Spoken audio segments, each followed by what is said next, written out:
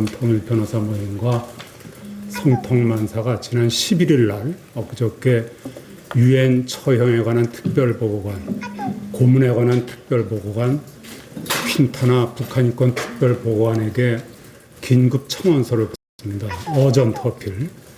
그런데 이례적으로 그 다음날 퀸타나 보고관이 답변이 왔어요. 조사를 하겠다고. 근데 거기에 다 거버먼트로 되어 있습니다. 그래서 이게 다 거버먼트가 어느 거버먼트냐, 북한이냐, 대한민국이냐, 상당히 퀸타나가 고심을 한 것 같습니다. 그래서 제 생각에는 양쪽을 조사하려고 그러는 게 아닌가 이렇게 생각을 하고 있습니다. 그런데 또 충격을 받았습니다. 오늘 아침들 뉴스를 보셨습니다마는 바로 제71차 유엔 총회가 어저께 열렸죠. 오늘입니다. 거에 제3위원회인데 거기서 북한인권 결의안이 컨센서스에서 통과가 됐습니다. 2005년부터 15년 연속입니다.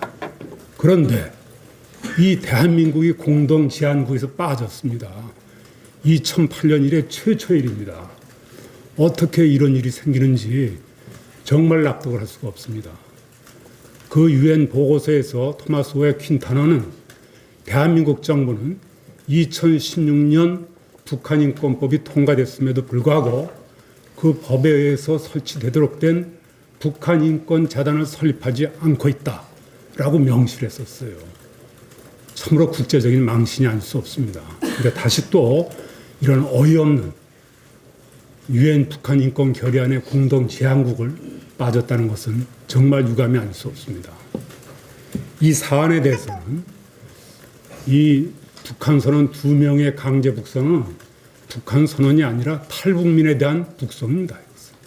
왜냐하면 이미 헌법에 의해서 북한 주민도 대한민국 국민일 뿐만 아니라 현실적인 관할 범위 내에 들어온 북한 주민은 귀순 의사까지 밝힌 마당에는 엄연한 탈북민이고 대한민국 국민입니다.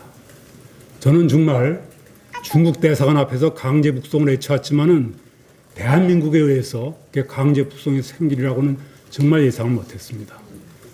이것은 헌법 위반입니다. 헌법 3조 10조에 하면 국민의 기본적 인권을 보장할 의무가 있습니다.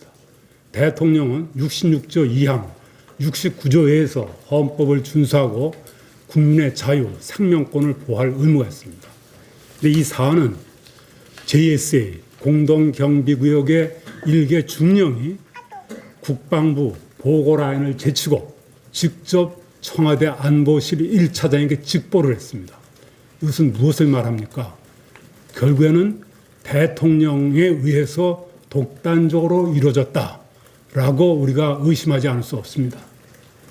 이것은 엄연한 국민의 생명권을 침해하고 중대한 신체 자유를 침해한 겁니다. 안대에 눈을 가리고 몸을 포승으로 묶고 재갈까지 준비해서 북송을 했다는 것은 국민의 중대한 신체 자유를 침해한 것이고 유엔 고문방지 협약에 의해서 처형과 고문의 우려가 분명한 곳으로 보냈기 때문에 생명권을 침해했다.